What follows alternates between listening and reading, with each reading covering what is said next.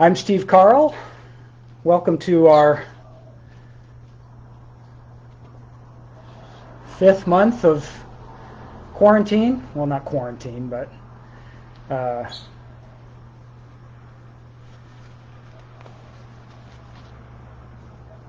what is it? What do you call it? I don't know what you call it. Anyway, so we do this poetry reading every Sunday just to kill time and hopefully entertain ourselves and just spend some time together. So today I'm going to read some poems that I dug up that I wrote in 1991. It's almost 30 years ago, guys. These were written when I was a student in the poetics program at New College of California in the Mission District in San Francisco. And so these are a lot more mainstream sounding, kind of late 20th century American poetry than most of the stuff that I wrote afterwards. So still trying to figure out what my niche in the poetry world was going to be. So this first poem is a Pantoum. So it has repeating lines in it, and it's also a political poem. It's called Pantoum for the Pentagon. I let the blade unfold out of me like an accordion. With the warlike crack I've absorbed, there comes a sudden peace. In leaf and in stalk alive I begin. With the warlike crack I've absorbed, cast flames, and then you, in leaf and in stalk alive, I begin. Ironically, you're destroying. Cast flames, and then you can be Homer. Ironically, you're destroying. Feed your heroes to the sea. You can be Homer. If the time has come, you have to feed your heroes to the sea, or they'll field you in their game. If the time has come, you have to say their deity is criminal insanity, or they'll field you in their game, the game of massive power domination. Say their deity is criminal insanity. God may grab the great razor, the game of massive power domination, and shave them like stubble from the face of the earth. God may grab the great razor. I let the blade unfold out of me like an accordion and shave them like stubble. From the face of the earth there comes a sudden peace.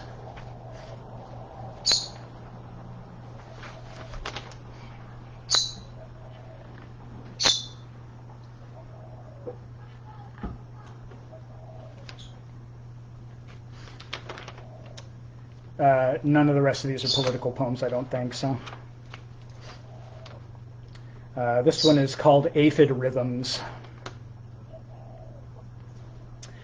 Aphid Rhythms. Daytime creased and caked with dust, the tall trees sparkling, sparking my eyes. They have dropped their gritty edge and it stains the sidewalk like pitch. I woke up this morning with angels in my hair, dusted them out, and when I walked outside, the clock leaped forward without me, the seconds funneling down into infinitude, while within the restoration began, the musculature solidifying into the corner stone of breath, the lungs upside down trees. This is the volcanism of thought. My temper is forgery. My melting point is fever pitch. I saw a man with a triangular smile on his face, which closed into a goatee. The face became a woman's face. The woman's a Picasso face a Dali, Dali face a Bosch, the Bosch face many faces, a garden of earthly faces, theater of demeanors, in which each mask was me, each act was mine. Then I saw his face again. His gaping smile swallowed me up. This woman's makeup as ready-made as Duchamp's toilette. Aphid rhythms in the 40-hour night, drawing room cave.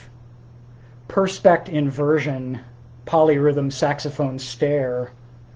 I am an insolvent egg. My body threatens to tear itself to pieces. Sound seems evidence of violence, fluted and gangrenous. The void pretends not to have digested me already. Come Agon and Ague. Time crawls into the apple trees on fire at night. The soul's circumference routed into the capillaries, webbing my hands. You had never seen my living face before it was clothed in metaphor and anonymity.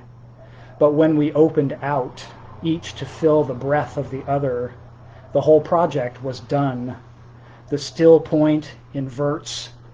We feel the flesh and wet of lips, the gentle rise of color on the surface of the skin, while by the window there is the green and the rhythm of the aphid.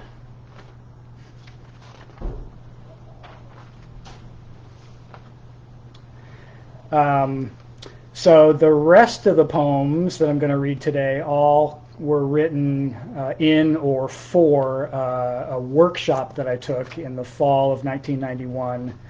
It was called Writing Poetry Like Playing Jazz, or we referred to it as Poetry Like Jazz for short.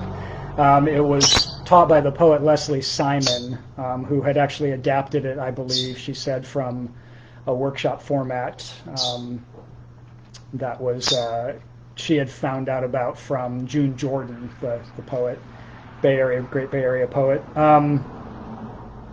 And the premise of the workshop, ordinarily in a poetry workshop, you bring your poem in that you've labored for however long, and you read it to the class, and then everybody critiques your poem, and they tell you what you did wrong, basically like. You didn't need to repeat this so many times, or I could have done with more specific details about this, and so then you leave with your poem and you feel bad about it, or you learn some stuff and you go and you rewrite your poem and you make it better is the idea, right? But so in this one, the idea was to use that initial poem like a theme or a motif, or I believe that in jazz they call it a head.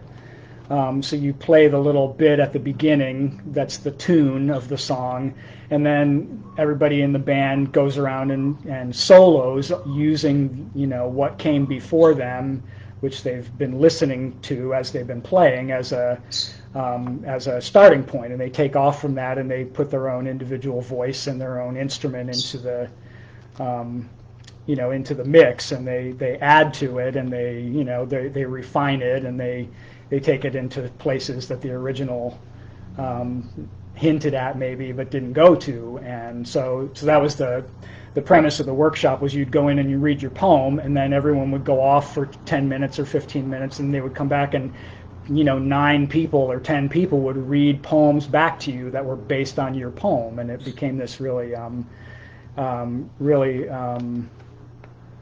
creativity enhancing and encouraging thing to do. And then conversely, you would go in ready to write. You would go in a sort of a creative mindset, ready to write, and people would read poems to you, and you would have to improvise kind of off of them, and you'd have 5 or 10 minutes to write a poem, and it would be a response to that. So it was a really great experience, and I wrote a lot of poems in there that I was happy with. So and I found a bunch that I remain happy with to this day. So I'll read a bunch of those. The first one is called Her Breath. A whisper can blow out a candle if it wells up within for moments beyond moments imaginable. The moon could imbue the clouds with honey if the whisper were but the phantasm of prayer. The heart can overpower the beat of the batucada. When tears become ribbons, then we will know who she is who breathes.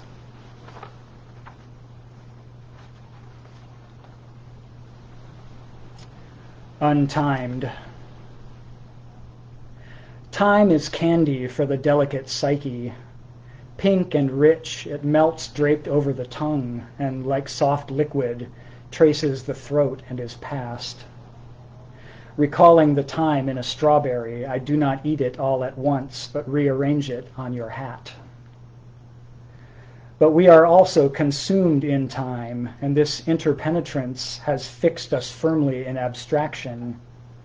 We have modified and commodified the unfolding of identity, masked memory, hidden the cusp of moments. But let the end of that age begin. I sing the time of delicious time, the wind, a bell, a chime, a chocolate-covered strawberry, awaking present memories. Now, yes, now.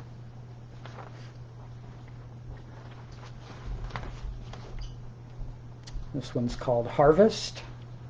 Some of you may have gotten this poem on a postcard. One time when I moved, I put my change of address on one side of a postcard, and I put this poem on the other side, and I mailed it out. And it was like a gold piece of cardstock that I printed out and cut up. It's called Harvest. To try without expecting, to live in color as in dream. To inhabit the coffin as a lover lives in the beloved. To create a rich new language of gold on dry leaves, the goal of our farming.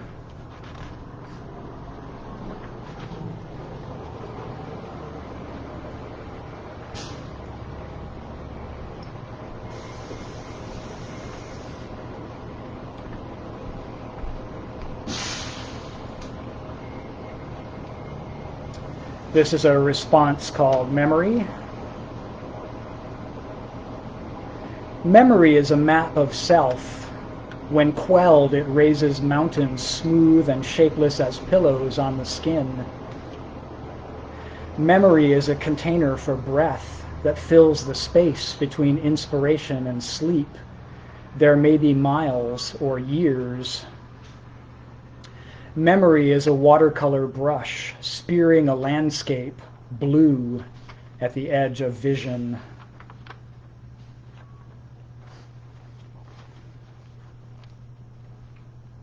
Regreen. When you were green, you grabbed the garden gate in winter and wondered where the leaves had gone. White wonder, you turned to dusk as that line stretching forth back to the shore. Underground, you shot back through the hole you drilled in the dawn to spring, up.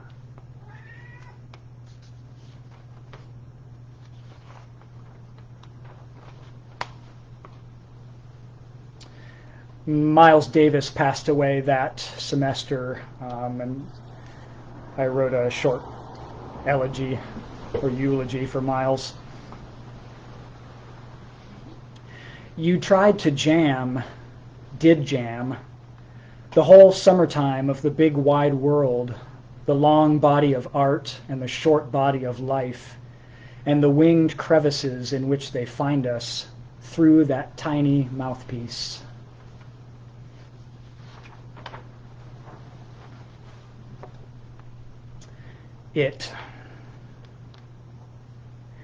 It catches hold of your attention through the touch of fingertips, the nape of the neck, or the space between toes, takes shape, imperceptibly at first, but it tickles the back of your throat, teases through the entrails as it gathers weight. You can see the colors, brilliant as the fall leaves in the east, but sharp with a beauty that breaks you. When the water bursts from the stars to caress you, and through you its lover, it smiles, its teeth the horizon falling away and settling where you know you should be.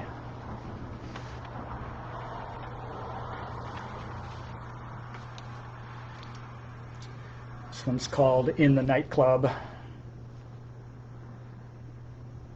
This was published in, I think, the SF Weekly. They had a poetry contest, and I don't think I won the poetry contest, but I think they published my poem anyway. So, In the Nightclub. The motion is fluid and smooth to the touch of vision, like the curve of muscle under skin. It may be skillful, a man's armed thrust of pool cue, thronged dancers in suited movement, or a woman's careful fingers folding gracefully over glass. But seen through this fog of faces, obscured and diverted in the weltering cascade of voices, human or extended, it becomes a moment sought, and once grasped, an image pressed between folds of the brain, repetitive, a pattern burned on the outer edge of our identity. It lays thick lineaments across the path inward.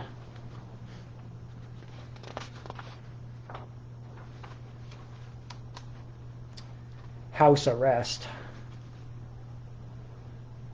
The window frames your thought to the letter. Dark, bark, bite, dog, bike.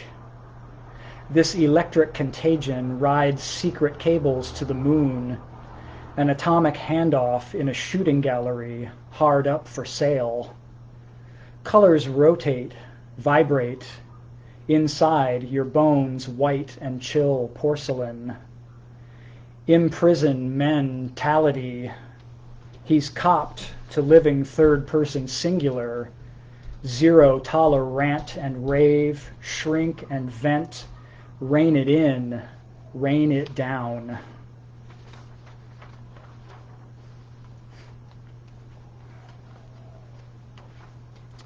This one's called See Here.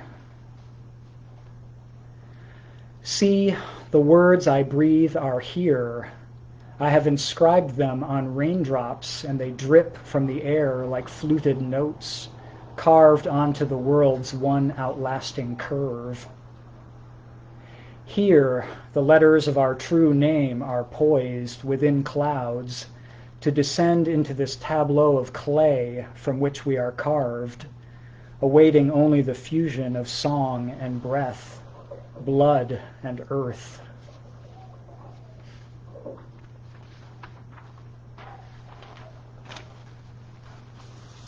Hawk Alone.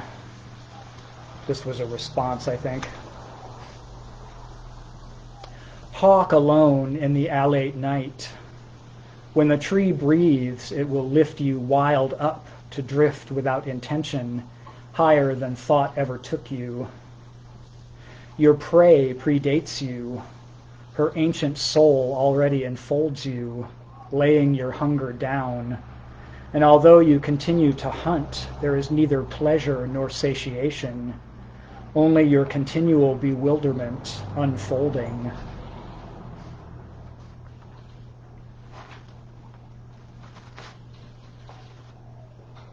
This is also a response. It's called River City. Down the depths of your street, a woman drifts as though the city were a river. She has mapped out the rapids with their fierce whitecaps and knows the backwaters, alleys with their blue-green fish faces. The sediment and tules cling to her body as she swims away, back to the opposite bank, leaving. Into what ocean can she possibly return after this? What keeps this river from drying and cracking, the bed from falling away into quaking earth?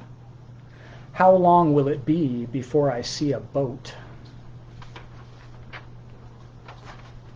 questions. Questions for which we do not have the answers. This one is called Blackbird Spaces. The eye of a blackbird is very often a portal, hidden and quick and orbital, prone to darting from your gaze and alighting into the realm you seek in it.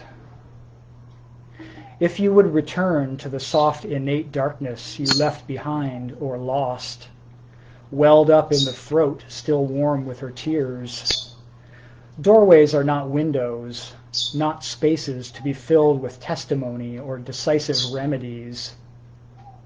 You must make ego a doorway, move through the blackbird, be dissolved in cirrus rain and drunk like wine, to emerge damp-winged, wounded, wide-eyed.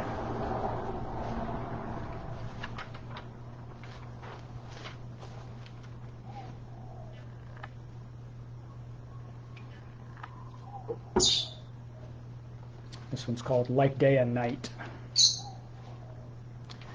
Electric insect frames waking hours with its buzz like thunder. 1. They part amid the noise of tearing breath, day's counterpart to the whistle of crickets, unanswered, inviting in the night. Return to us, come out with the coo and cry of humans love alive.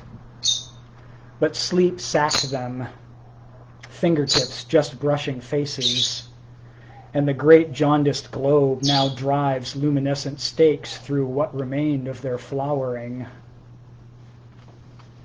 2. Metal doors gape open, resigned to suffer him, if not glad.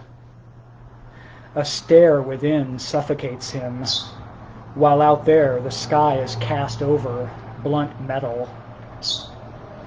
Compressed into a cube, his patterns of thought work against connections made by her hands, her breath blossoming against his cheek.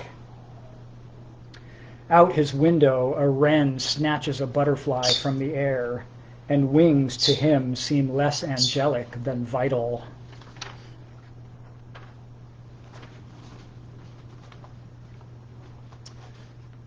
The Skull a Cup. The skull a cup endlessly pouring and infinitely rich, though we at intervals seem impoverished and possessed of poverty.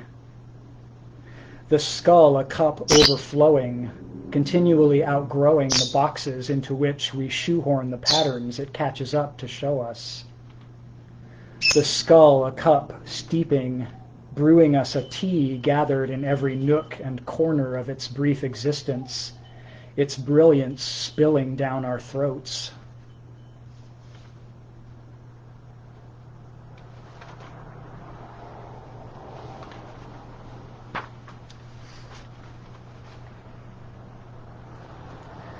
So when I was a young poet, I was very influenced by 13 Ways of Looking at a Blackbird, the Wallace Stevens poem, and I wrote any number of poems that referred back to it or were a parody of it or whatever. So this is kind of a parody of it. And the topic in this one is, rather than blackbirds, it's squirrels. And it's called Oh, You Squirrelly Squirrel. The title comes from my friend Neil.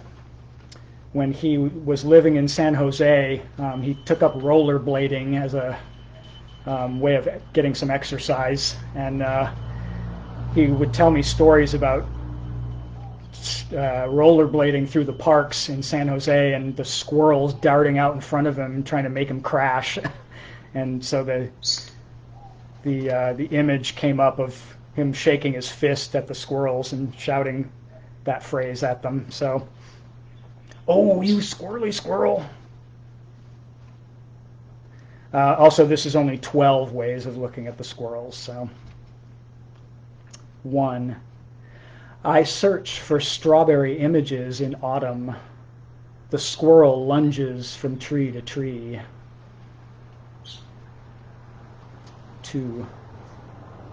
The secretive squirrel gathers nuts for winter, like the John Birch Society in brown fur. 3. I would rollerblade through the park, but the squirrely squirrels would frolic dangerously across the paths. 4. The squirrel goes round and round the tree and takes no note of the pompous pragmatist. 5. Bus doors squeak shut. The driver rubs his eyes and, seeing the squirrels no longer, continues to wend his route. 6. The squirrel's tail gives her motion the quality of waves in the park's grassy ocean. Ooh, it's a couplet.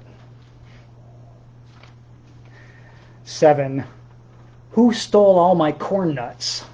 I'll bet it was that squirrel. 8. I would rather be a squirrel passing through the eye of a tree trunk carrying nuts in my cheeks than a rich man seeking heaven. 9.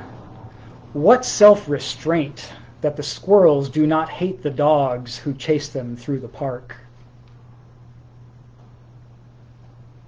10. The squirrel, despite its big teeth, is not a homicide weapon, nor does it emit radiation. 11. What is Fata Morgana? I say it is when love is seen to have been but a squirrel of the mind. 12. A chipmunk chews chestnuts crammed in its cheeks. No, wait, it's a squirrel.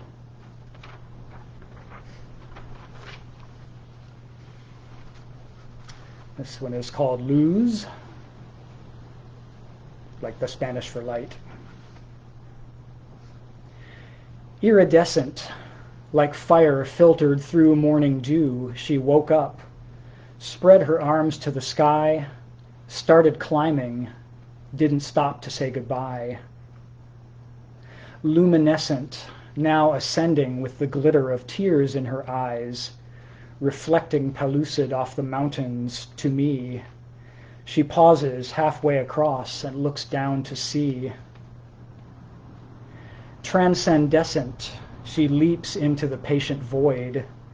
She flashes inside me. The flash never ebbs. Look down my throat. I'm breathing her daylight.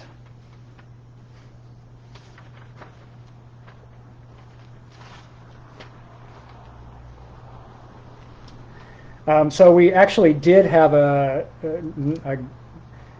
student in the Poetry Like Jazz class who was not only a poet but also a jazz musician. A guy named Wahlee Williams, and I used to see him in the BART station playing his flute, and I'd always stop and say hi to him, talk to him. He was a great guy. And I also went to see his jazz. He had a jazz quartet, trio.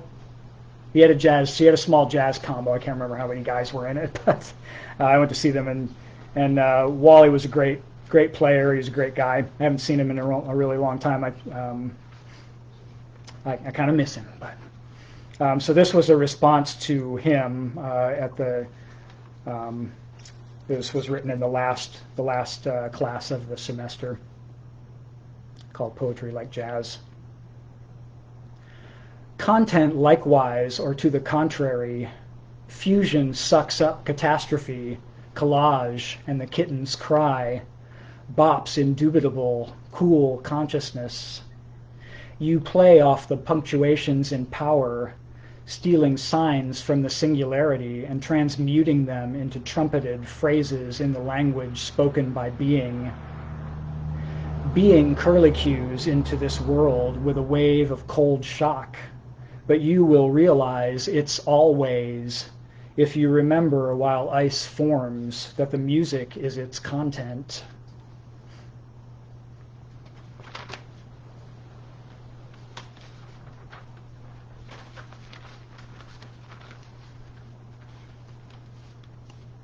This one is called Fragment.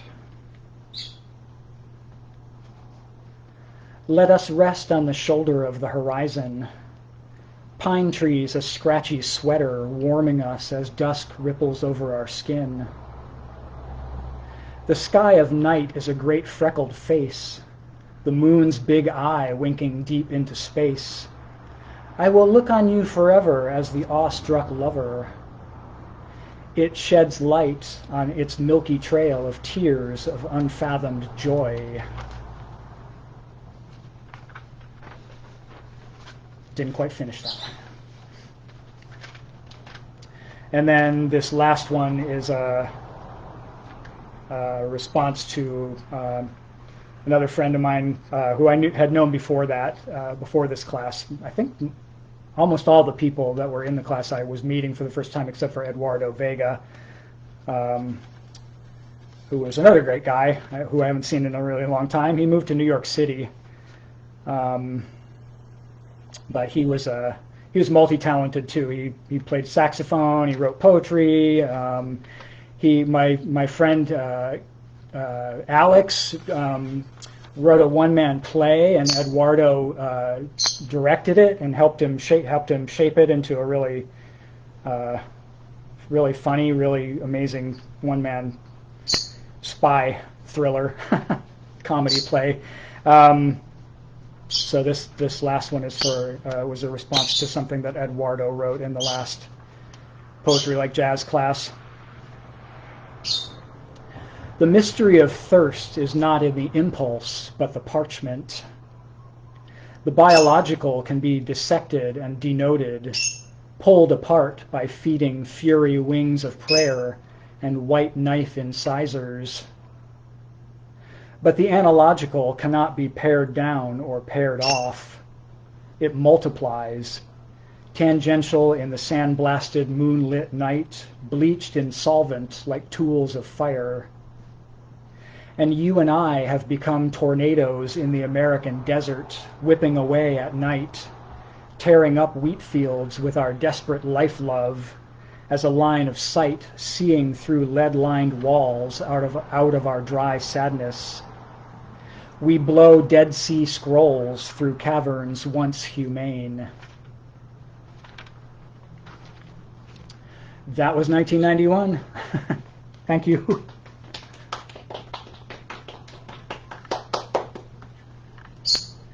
So Dan has a question.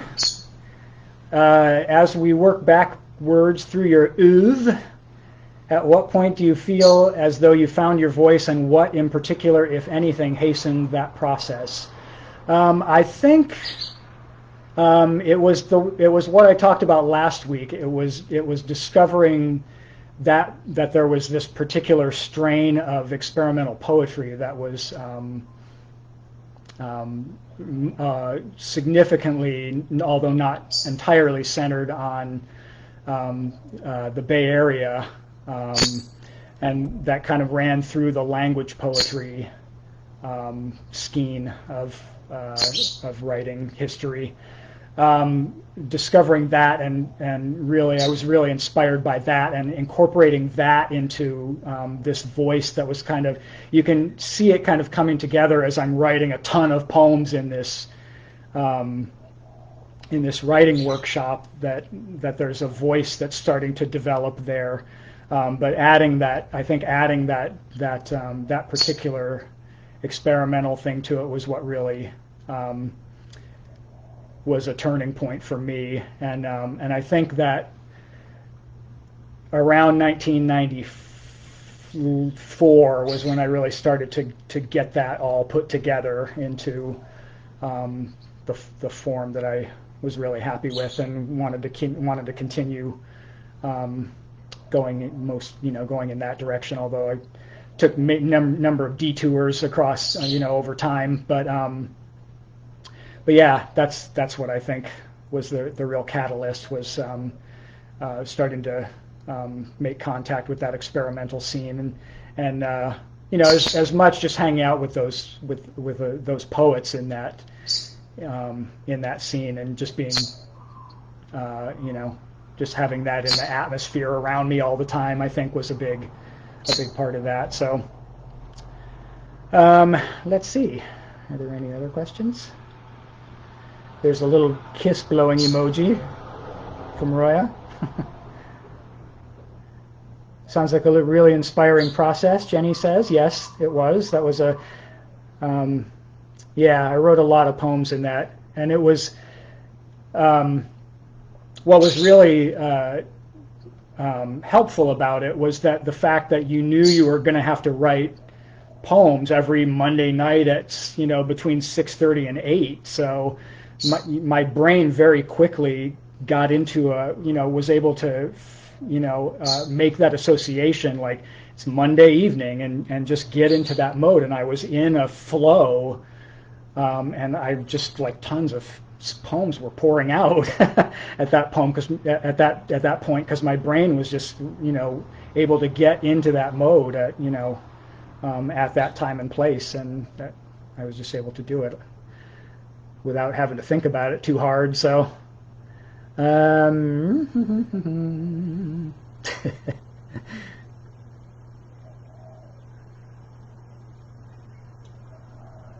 okay, I think that's all the questions. Thank you very much for showing up and sharing this time with me. I'm going to go back through the poems that are even older, and we'll see if I can come up with enough to have a reading next week. But if not, thank you all very much, and we'll see you doing something, although it may not necessarily be reading poetry. So take care, and we'll see you.